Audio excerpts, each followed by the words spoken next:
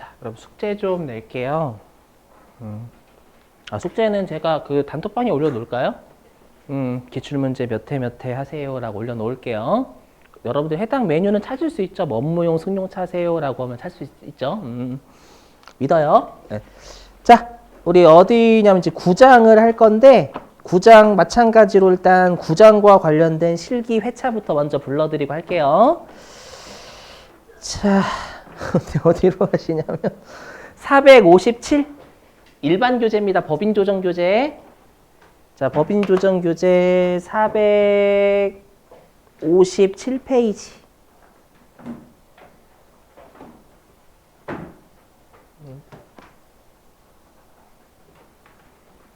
자, 457페이지고요. 자, 거기 뭐 업무용이래. 거기 그죠? 업무무관 부동산 머시기 있죠, 여러분들. 예. 자, 그거 할 건데요. 잠깐만요. 일단 해놓고. 이거 결론부터 말씀드리게 더럽게 쉬워요. 쉬워가네. 여태까지 우리 너무 힘들었어. 그죠? 맞죠? 우리 그 세금과 공과금 명세서가 처음에는 짜증났지만 그게 제일 여러 할만해요. 진짜. 그죠? 그래서 거기다 좀 적어주세요. 457페이지 9절 거기에다 회차요. 자, 74. 그 다음에 81. 그 다음에 86. 그 다음에 91.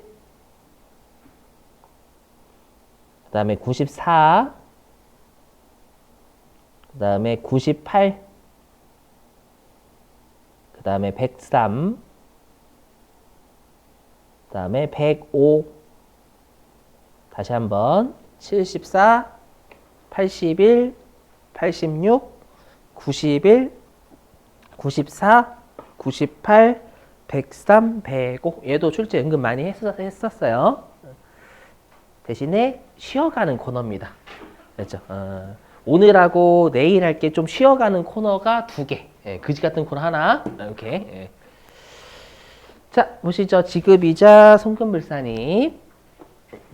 뭐냐면은요, 여러분, 지급이자는 이자 비용을 여기서 법인세에서는 지급이자다라고 불러요. 이자를 주는 게 이자 비용이죠. 그래서 이 말입니다. 다음과 같은 이자 비용은 우리가 송금으로 인정하지 않겠다라는 겁니다. 원래 이자 비용은 송금이 맞죠? 맞는데 얘네들은 예, 송금으로 보지 않겠다. 혹시 PPT 보시는 분들 4장입니다. 4장. 4장에 몇 번이냐면 62번. PPT 보시는 분들은 4장에 62번입니다.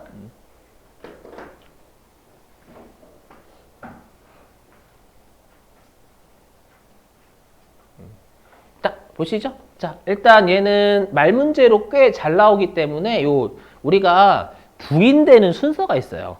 그렇죠? 그래서 요거 말 문제로 꽤 잘 내거든요. 그래서 순서대로 반드시 암기를 해주셔야 됩니다. 물론 좀 이따가 밑줄을 칠 겁니다, 여러분들.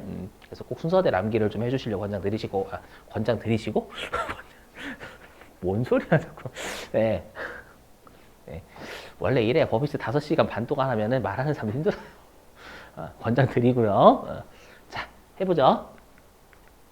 자, 일단 채권자, 불분명, 사채이자. 얘는 한번 하는데 시간도 1시간도 안 걸려요. 설명하는데. 그래서 여기만 하면 저도 행복합니다. 예. 자, 보시면 그리고 여기에서 개정된 게 하나가 있어요. 소득세 개정된 거요.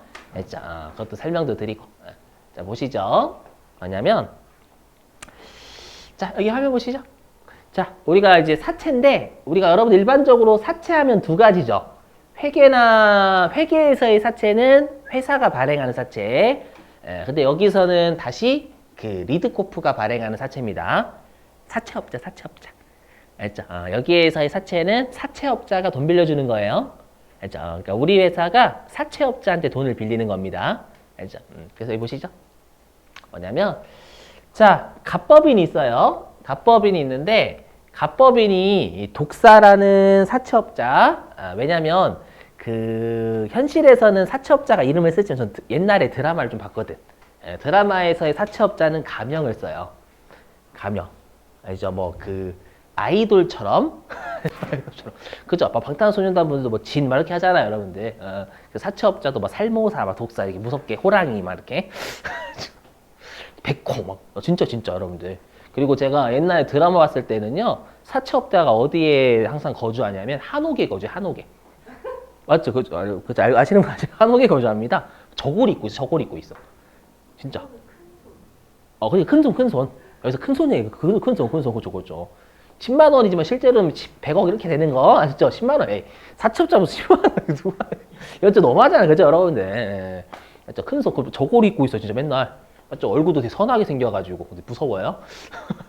막 칼 들고 있어. 막 여기 검차고. 아무튼, 예, 그래서 갑법인이 독사라는 사채업자한테 10만 원을 빌렸어요. 현실에서는 100억 이 정도 할 거예요. 알죠? 그리고 갑법인이 독사한테 원래 이자를 10,000원 줘야 됩니다. 현실에선 비슷하죠? 빌린 거랑 이자랑. 그죠, 여러분들? 현실에서 거의 이자율 90%. 그죠? 무서워. 아무튼 그럼 여러분들 원칙적으로 우리가 이자를 주잖아요. 갑법인은. 그럼 우리가 항상 우리가 소득을 지급하는 자는 소득을 지급할 때 뭘 해야 돼? 항상 원천징수 해야죠. 원천징수. 원천징수를 해야 됩니다, 여러분들. 그럼 질문 좀. 우리 이자 소득하고 배당 소득의 원천징수 세율은 원칙이 몇 프로예요? 나중에 중요한데 이거. 나중에 소득세 우리 입력할 때. 나중에 소득세 하실 때 반드시 외우실 게 원천징수 세율하고요. 수입 시기는 꼭 외우셔야 됩니다. 나중에 14%예요. 14%. 그러니까 원칙이 14%거든요. 그럼 갑법인은 독사한테 이자를 10,000원을 줄 때 14,000원, 물론 지방소득세 빼고요. 14,000원을 원천징수를 해야 돼요. 여기까지 되세요? 그럼 원천징수를 하게 되면 갑법인이 독사한테 이자를 준다라는 사실이 드러나는 거죠. 그러면 실제로는 독사가 얘한테 빌려주는 게 100억 이 정도 된다면서요. 그렇죠? 그러면 이 갑법인이 14%로 만약에 원천징수 해버리잖아요. 그러면 어떤 의심을 세무서가 하냐면 독사라는 애가 100억이 어디에서 나서 갑법인한테 빌려줬냐라고 의심을 해요. 맞죠? 근데 그 의심은, 그러니까 의심을 해가지고 자금 출처 세무조사가 나갑니다. 그 자금이 어디에서 났는지 세무조사를 나가요. 돈이 너무 많잖아요. 맞죠? 그럼 자금 출처 세무조사를 나갔는데 얘가 정말 금수저야. 그러면 저희 아빠가 이 정도 있어요. 그래서 빌려줬어요 라고 증명할 수 있죠. 근데 얘는 어떻게 했어요? 어떻게 돈을 벌었어요? 독사는. 제가 드라마를 많이 봤는데 어떻게 하냐면 사람을 좀 약간 찔러요. 칼로 찌르고 그다음 전기 고문도 하고 죄송해요. 옛날 드라마 좀 많이 봐. 옛날 드라마 너무 좋아했거든 이런 거. 막 찌르고 그다음에 막 그죠? 아무튼 비정상적인 행동, 비정상적인 경로로 돈을 벌어요. 알죠? 그게 탈루가 난단 말이에요. 만약에 갑법인이 원천징수를 하게 되면은요. 그러니까 원천징수를 한다라는 건 독사를 알려준다라는 거예요. 얘한테 주는 거에 이자를요.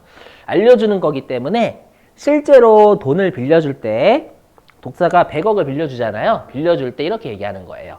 어떻게 얘기하냐면 이순신 장군님 패러디. 나의 이름을 밝히지 마라. 다른 의미죠. 그죠? 나의 죽음을 알리지 마. 나의 이름을 밝히지 마. 둘은 비슷한 말이지만 다른 의미다. 그죠? 밝히면 죽여버리겠다라고 해가지고 어떻게 하냐면 부하들을 모아놓고 칼로 이렇게 목을 딱 에어싸는 거죠. 죄송해요. 너무 드라마를 많이 봤어. 옛날 드라마를. 그렇죠? 막 다트를 꽂아 막. 다트를 잘 꽂죠. 이렇게 딱 여기 사이사이에. 좀 무서워.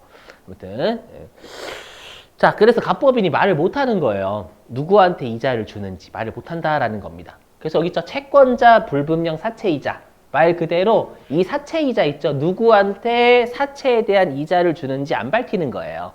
알죠? 그래서 이걸 아마 여러분들이 소득세에서 어떻게 배우셨냐면 비실명 이자 배당 소득 이렇게 배우죠. 비실명 이자 배당 소득. 했죠.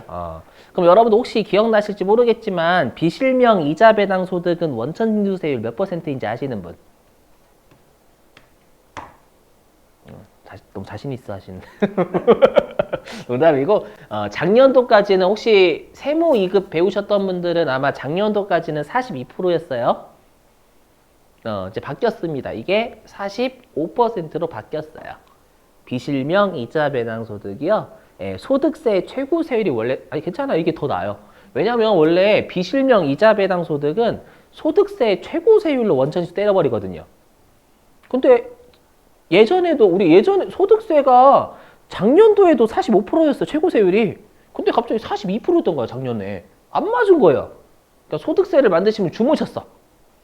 죄송해요. 주무시진 않았고. 알죠? 기한이 지나면 못 바꿔요 법을. 알죠? 그래서 통일이 안 됐던 거예요. 근데 이제 통일이 됐어. 알죠? 그래서 비실명 이자 배당 소득이 45% 개정됐습니다. 소득세의 최고 세율로 원천 징수하겠다라는 거예요. 이름 안 밝히면. 알죠? 그래서 밝혀서 14%로 당하라라는 거예요. 알죠? 이해되세요? 근데 당연히 지방소득세까지 내야죠. 그래서 우리가 소득세 45%에 지방소득세 여기에 10% 더해가지고 실제로 49.5%가 원천징수가 되는 겁니다. 되시겠죠, 여러분들? 자, 그러면 이제 장부상 분계 볼게요. 그럼 장부에서는 총 이자 비용이 10,000원이 발생했죠. 그래서 차변에 이자 비용 10,000원. 왜 현금이 5,380원이야? 이거 못 바꿨나 보네. 5,050원. 옛날 42점 그거 할 때 해가지고. 자, 5,050원. 신경 쓰지 마세요. 우리 시험에는 FM대로 안 나와요.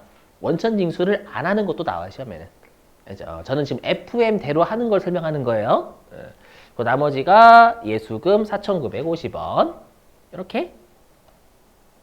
맞죠? 원천징수 했으니까, 여러분들. 원천 당했으니까 부가세 예수금 잡을 거 아니에요, 여러분들. 오케이?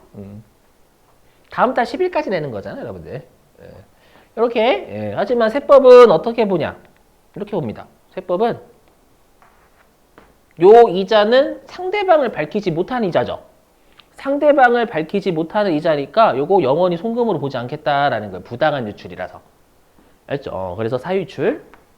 되세요? 그럼 우리가 원래 사회유출 중에서 누구인지 밝히지 못하면 항상 누구한테 뒤집어 씌우는 거 아니죠? 사유출 중에서 우리가 귀속자를 밝히지 못하면 누구에 대한 걸로 제재를 때려요. 그래서 대표자 상여죠. 그래서 원래 10,000원이 대표자 상여야 돼요. 뭔 소리야? 10,000원이 대표자 상여가 돼야 돼요. 되셨죠? 근데 문제는 4,950원은 누구한테 가요? 나중에 국가한테 가잖아. 세무서한테. 맞죠? 그럼 우리 사회출 중에서도 항상 국가가 귀속자면 무조건 기타 사회출이었죠, 여러분들? 맞죠? 그래서 우리가 10,000원 중에서요. 당연히 상대방을 밝히지 못하는 이자 5,050원 상여고요. 원천 징수되는 건 기타 사유출로 가. 기사는 기타 사유출입니다. 알죠? 그래서 이거는 제가 FM대로 하는 겁니다. 실제 시험에서는 어떻게 출제하냐면 원천 징수된 세액은 없다라고 가정한다. 이렇게 출제도 해요. 이 10,000원 중에서 원천 징수가 된 건 없다라고 하면 그냥 10,000원을 전부 다 대표자 상여를 때리시면 되는 거고. 알죠? 그리고 만약에 원천 징수된 게 1,000원이다라고 출제할 때도 있어요. 그렇죠? 그래서 시험에 따라서 여러분들이 그냥 이렇게 외우시는 거예요. 채권자 불분명 사채이자는 원천 징수된 건 기타 사유출, 나머지는 대표자 상여. 이렇게 외우셔야 되는 거예요. 제가 지금 사례 든 건 FM대로 하는 거고요. 되셨죠? 자, 넘어갈게요. 자, 그러면 밑줄 좀 치죠, 여러분들. 자, 233페이지. 자, 제1절. 자, 지급이자 송금 불산입의 의의고요. 자, 거기 표 제목 보시면 233페이지 표요. 자, 제목 보시면 지급이자 송금 불산입 종류와 세무조정 순서 있죠. 일단 순서 꼭 암기해요. 반드시 1, 2, 3, 4번 반드시 암깁니다. 자, 일단 세무조정 순서의 1번 밑줄 좀. 채권자 불분명 이자. 채권자는 사채업자입니다, 여러분들. 자, 그리고 손금 불산입액의 해당 이자의 밑줄 치시고 해당 이자의 밑줄. 자, 그리고 소득처분 있죠. 소득처분의 대표자 상여 밑줄 치시고. 다만 가로 안에 밑줄. 원천징수세액은 기타 사유출로 가야 되겠죠. 국가한테 기소가 된 거니까. 자, 됐고요. 그 다음에 이제 다시 똑같이 233페이지. 자, 2번 비실명 채권증권 이자 보이세요, 여러분들? 밑줄 좀 비실명 채권증권 이자 밑줄 치시고. 이게 뭔지 좀 설명할게요. 뭐냐면 이거는 시험에 안 나와요. 말로만 나오지 실기용은 아닙니다. 뭐냐면 아까는 내가 사채업자한테 돈 빌렸죠. 이번에는 내가 뭐냐면 사채를 발행하는 거예요. 회사채. 알죠? 회사채를 발행하면 이것도 돈 빌리는 거죠. 돈 빌리면 당연히 이자를 줘야 되잖아요. 맞죠? 근데 그 이자를 줘야 되는 게 또 상대방을 밝히지 않는 거예요. 이해되세요? 뭐 어차피 둘은 똑같죠. 그게 회사채냐? 아니면 개인사채냐만 다른 거잖아요, 여러분들. 맞죠? 그래서 우리가 채권자 불분명 사채이자 하고요. 비실명 채권증권의 이자는 같다 이렇게 돼 있어요, 여러분들. 알죠? 내용만 다른 거지 둘은 같거든요. 어차피 돈 빌리면서 누구한테 이자 주는지 안 밝히는 거 똑같아요. 아셨죠? 그래서 2번은 그냥 제목만 외우시면 됩니다요. 실기로 안 냅니다, 시험에. 자, 그 다음에 이제 화면 보시죠. 건설자금이자 설명.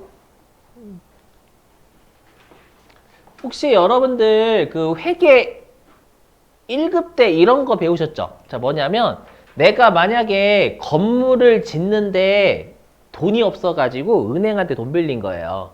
은행한테 돈 빌리면 그 이자 나가죠. 그 이자를 아마 여러분들이 이자 비용의 자본화라고 배우셨어요. 이자 비용의 자본화. 처음 보신 것 같은데? 배우셨을 건데 분명히? 그러니까 은행에서 돈 빌린 게 건물 같은 유형자산 같은 걸 취득하기 위해서 빌렸어요. 빌리면 그것에 대한 이자는 자산 취득과 관련돼 있으니까 우리가 자산으로 볼 수도 있다. 그렇죠? 그래서 우리가 이자 비용의 자본화 막 그러잖아요. 여러분 금융 비용 자본화 또는 차입원가 자본화. 아무튼 그거를 법인세에서는 건설자금이자라고 불러요. 건설자금이자. 건설에 소요되는 차입금에 대한 이자 비용 그 말입니다. 맞죠? 자, 보시죠.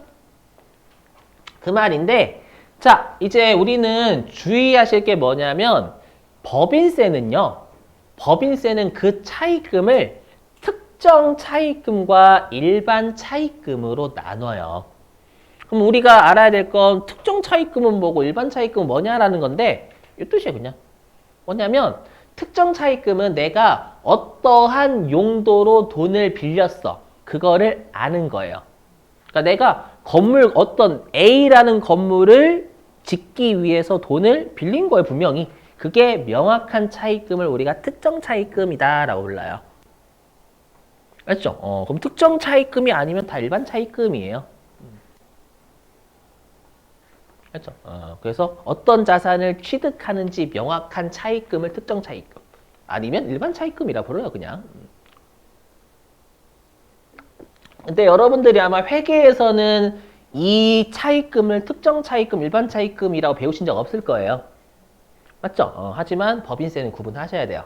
뭐냐면 여기 법인세는요. 특정 차입금은 자산이 강제입니다. 특정 차입금은 자산 강제예요. 그래서 취득원가 산입이다라는 건 자산 무조건 처리하라라는 거예요. 왜냐하면 자산 취득과 관련된 게 명확하잖아요. 그럼 그 이자는 취득 부대 비용이 맞다라는 거 법인세는. 알죠? 자, 근데 일반 차입금은요. 일반 차입금은 원가 산입은 비용이고요. 죄송해요. 비용 아니에요. 자산이지. 취득원가. 자산 또는 송금 산입. 비용 중 선택이에요. 일반 차입금은 둘 중에 회사가 선택하는 거니까 이거는 기업회계 기준하고 똑같아요. 기업회계 기준도 둘 중에 선택 가능하거든요. 그럼 우리는 세무 조정을 하려면 특정 차입금 내야 될까요? 일반 차입금 내야 될까요? 특정 차입금 내야죠. 왜냐하면 일반 차입금은 비용도 할 수 있잖아요. 우리 시험에서는 회사가 이자 비용이라는 비용 처리했다라고 출제를 해요. 그럼 세무조항이 나오려면 특정 차입금을 낼 수밖에 없어요, 여러분들. 그렇죠? 일반 차입금은 선택 가능하니까 세무조항이 없거든요. 그렇죠?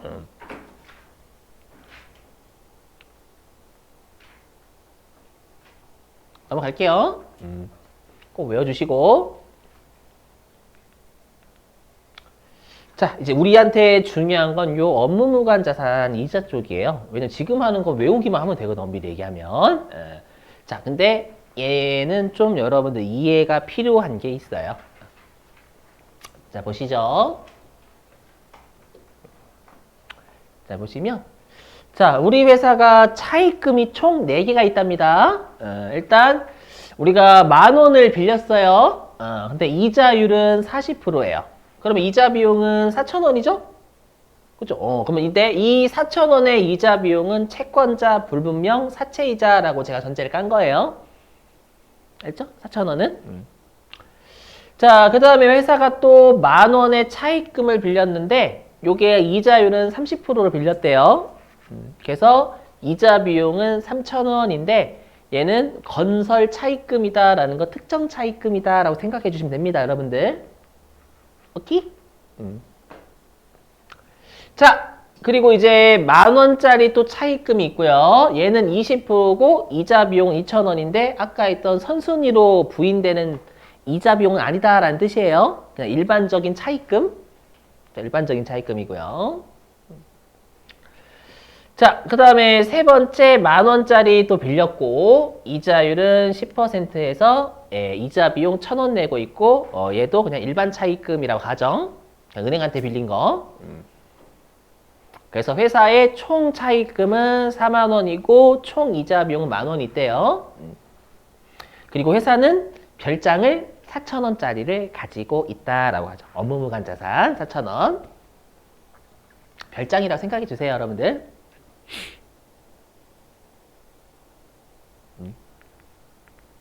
자, 그러면 이제 세무조항 할게, 세무조항. 그러면 여기 있는 4,000원의 이자, 아까 우리 순서 있었잖아요. 1순위가 채권자 불분명 사채이자부터 먼저 부인이에요. 맞죠? 그럼 이 4,000원은 여기 채권자 불분명 사채이자 같은 경우에는 시험에 나오면 사유출이고 FM대로 하면 49.5%는 원천징수, FM 49.5%는 기타 사유출이고 이름을 밝히지 못하는 건 상여. 하지만 우리 시험은 그냥 이름 밝히지 못하는 건 상여, 원천징수, 기타 사유출 이렇게 외우시면 되고요. 알죠? 자, 그 다음에 건설자금이자 있죠? 건설자금이자는 회사가 비용 처리했잖아요. 맞죠? 그때 세법은 자산 강제라면서 특정 차입금은. 자산 강제니까 송금, 불산입, 유보가 되겠죠? 맞죠? 자산이 증가해야 되니까 세법은. 송금, 불산입, 유보, 건설 중인 자산.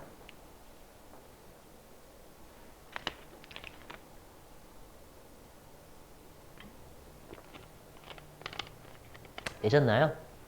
이렇게. 자, 그러면 이제 우리가 업무와 무관한 자산 이자 있죠. 여기 별장과 관련된 차입금에 대한 이자. 알죠? 자, 요건데. 자, 일단 잘 보세요, 여러분들. 잘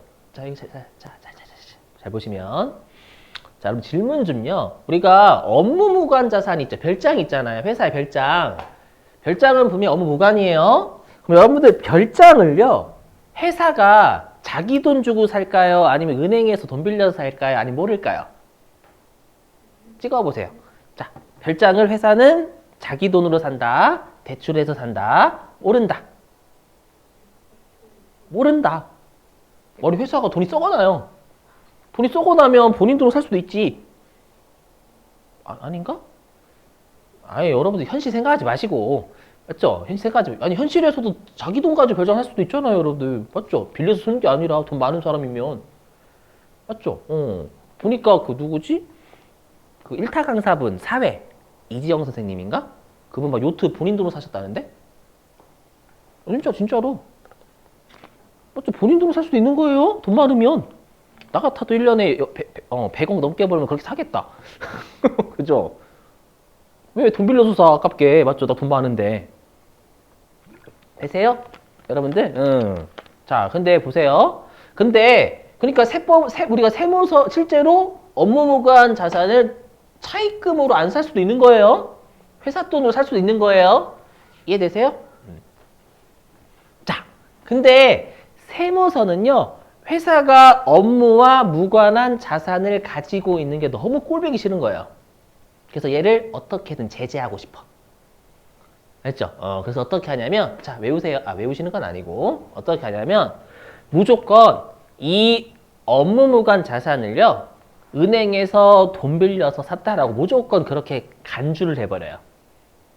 회사가 해명이 소용, 전 제 돈 주고 샀는데요. 닥쳐라. 넌 무조건 은행에서 돈 빌려서 산 거다. 알죠? 그 별장을 정말 꼴보기 싫은 거야. 제재하고 싶어, 무조건. 알죠? 그래서 가정을 해요. 가정하면, 그러면 이 업무무관 자산은, 네, 차입금 가지고 산 거죠. 그러면 이 차입금에 대해서 우리가 이자가 나갈 거 아니에요. 그럼 그 이자는 업무무관 자산, 별장과 관련된 이자를 내는 걸로 보는 거예요. 그래서 얘를 취득에 사용된 차입금. 분명히 이 별장을 차입금 가지고 사진 않았어. 근데 무조건 그렇게 가정을 하는 거예요. 가정을 해서 그거에 대한 이자 비용을 우리가 송금으로 인정하지 않겠다라는 거예요. 좀 너무하긴 하죠, 여러분들. 되실까요? 이렇게. 그러면 우리가 이 별장 4,000원 있죠? 그러면 이 별장 4,000원을 무조건 차입금 요 4만 원 가지고 샀다라고 보는 거잖아요. 맞죠? 그럼 4만 원 가지고 이 별장을 샀다라고 보면 돼요, 안 돼요? 안 돼요. 왜 안 되냐면 이미 여기 있는 10,000원하고요. 위에 있는 40%짜리 10,000원하고 30%짜리 10,000원은 이미 선순위로 송금불산이 돼버려서 두 개가. 맞죠? 근데 다시 이 4만 원 가지고 업무무관 자산 4,000원을 샀다라고 볼게. 라고 하면 차입금이 한번 여기서 부인됐는데 또 부인되는 거잖아요. 아니, 여러분, 4,000원이 부인됐다라는 거 차입금도 다 부인시켜버린 거예요. 이해되시겠어요? 그래서 뭐라고 하냐면 우리가 업무무관 자산 이자를 구할 때 선순위로 송금 부인된 건 제외하고 우리가 제외한다라고 돼 있어요. 되시겠어요? 무슨 말인지? 그래서 여기 보세요. 여기. 그래서 우리가 부인 대상 이자 비용 있죠? 우리가 부인 대상 이자 비용은 3,000원이에요. 왜냐, 이미 4,000원과 3,000원은 선순위로 부인했기 때문에. 아셨죠? 그리고 이게 일반 차입금이라고 하더라도 세법은 무조건 일반 차입금이 아닌 걸로 봐요. 알죠? 그냥 업무무관자 이 별장을 사는데 썼다라 무조건 보는 거야. 알죠? 이 차입금 가지고. 알죠? 그래서 부인 대상 이자 비용은 총 10,000원 중에서 선순위도 부인된 7,000원을 뺀 3,000원. 이해되세요? 그럼 당연히 4,000원을 부인했다라는 건 10,000원도 부인, 저 10,000원도 부인했으니까 부인 대상 차입금은 20,000원만 남겠죠. 되시겠어요? 미리 말씀드린 컴퓨터가 알아서 다 해줌. 알죠? 이걸 말씀드려 여러분 안도를 하시더라고. 다 해줘요. 걱정하지 마시고. 자, 그러면 한번 이자 비용 얼마가 부인되는지 해볼게요. 그러니까 우리가 부인 대상 이자 비용은 3,000원이죠. 근데 이 3,000원은 총 20,000원의 차입금에 대한 거잖아요. 됐죠? 근데 제가 아까 뭐라고 했냐면 차입금 가지고 업무무관 자산을 샀다라고 볼게 라고 했죠. 그러면 우리가 차입금 남아있는 게 20,000원이죠. 이미 선순위로 우리가 40,000원 중에서 위에 있는 20,000원 부인시켰으니까. 그러면 우리가 부인 대상 차입금 20,000원 중에 4,000원. 그렇죠? 20,000원의 차입금 가지고 4,000원의 업무무관 자산을 샀다라고 볼게. 되세요? 공식 왜 이렇게 되는지? 컴퓨터가 알아서 해준다니까? 알아서 해줘요. 여러분들 아시죠? 알죠? 네, 이렇게 하면 600원. 그러면 질문입니다. 이거 소득 처분이 뭘까요? 소득 처분. 이 별장이 대표이사 별장이래. 이게 또 소득 처분이 중요해서 그래요. 이게 대표이사 별장이래요. 뭘까요? 그렇죠? 상여 같죠? 제가 지금 상여 같죠라고 상여 아니라는 얘기잖아요. 그래서 세무조정 잘 내요, 여기는. 기타 사유출이에요. 무조건이다, 무조건이라 돼 있어요. 그럼 여러분들 뭐야? 왜 대표이사 별장인데 상여를 안 때려? 이 생각 드실 거예요. 맞죠? 왜 그러냐면 듣고 버리셔도 돼요. 외우시는 거 엄밀히 얘기하면. 왜냐하면 얘 때문에 그래요. 요거 강제적으로 실제로 회사 돈으로 사면 이건 차입금에 대한 이자가 아니죠. 그렇죠? 근데 무조건 업무무관 자산을 차입금 가지고 샀다라고 무조건 전제를 깔아서 제재를 한번 했잖아요. 맞죠? 제재를 했는데 또 상여로 하면 이중제재예요, 이건. 맞죠? 그래서 이미 여기에서 제재의 목적을 달성했다라고 봐요. 차입금 가지고 무조건 업무무관 자산을 샀다라고 무조건 깔았으니까. 이미 제재 효과를 달성했다라고 보기 때문에 추가적인 소득세 부담을 물리지 말자라는 거예요. 이해되세요? 무슨 말인지? 그래서 기타세 최대 무조건. 그래서 조심하셔야 돼요. 얘는 상여라고 하면 진짜 잘 낚여요. 기가 막히게. 조심.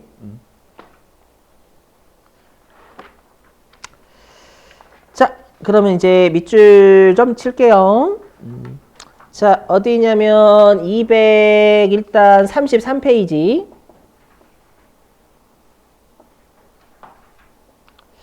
자, 233페이지에 3번 건설자금이자 특정차입금이자 보이세요? 밑줄 좀. 건설자금이자 가로치고 특정차입금이자 여기까지 밑줄 치시고 그 다음에 소득처분 있죠? 소득처분 밑줄 원칙은 유보. 회사가 비용 처리하는데 특정차입금은 자산돼야 되니까. 되셨죠? 자, 그 다음에 세무조정 순서의 네 번째 제목 밑줄 업무 무관 자산 등에 대한 지급이자 조심하실 게 오른쪽 소득처분 진짜 조심하셔야 돼요. 기타 사유출입니다. 기타 사유출. 조심.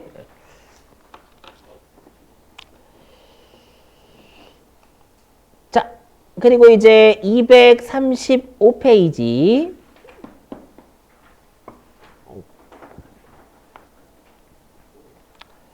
자, 235페이지에 제4절 건설자금이자. 자, 일단 취지 있죠, 취지. 자, 취지의 두 줄 밑줄 좀요. 자, 건설자금 이자는 사업용 고정자산, 유형자산 또는 무형자산의 매입, 제작, 건설에 소요되는 차입금에 대한 건설기간 중에 지급이자 또는 이와 유사한 성질의 지출금을 말한다. 자, 그리고 이제 아래에 보시면 2번 기업 회계 기준과의 비교 있죠. 비교해서요. 자, 일단 대상자산 있잖아요. 대상자산에 자 법인세법 밑줄 고정자산, 유형, 무형자산 이 둘밖에 안 돼요. 단순 암기 여러분들. 왜냐면 재무회계서도 안 되거든 이건. 그냥 암기. 자, 그리고 이제 아래 특정 차입금 보이세요 여러분들? 자, 특정 차입금 밑줄 치시고 그리고 오른쪽에 밑줄 취득원가 산입 강제. 이 말은 뭐냐면 자산 강제다 그 말입니다 여러분들. 취득원가가 자산이잖아 여러분들. 그러니까 자산 강제야 이 말이에요 여러분들. 됐고 일반 차입금 안 나옵니다 시험에. 자, 이제 잠깐만 이거 어떡하냐? 이거 도중에 끊긴 것 같은데? 자, 236페이지 제5절 업무무관 자산 등에 대한 지급이자 있죠, 여러분들. 자, 거기에서요. 어디로 좀 가주시냐면 238페이지. 자, 238페이지의 맨 위에 가로 4번 지급 가로 4번 보이시죠, 여러분들? 두 줄 밑줄 좀요. 자, 지급이자와 차입금 적수는 아마 내일 설명이 될 거예요. 요거 설명하려면 좀 시간이 걸려서요. 지급이자와 차입금 적수는 선순위, 송금불산이뿐. 1순위가 채권자 불분명 사채이자였죠. 그 그 다음에 2순위가 비실명 채권증권의 이자, 그리고 3순위가 건설자금 이자는 제외한다라는 거 방금 했었죠, 여러분들. 자, 됐어요.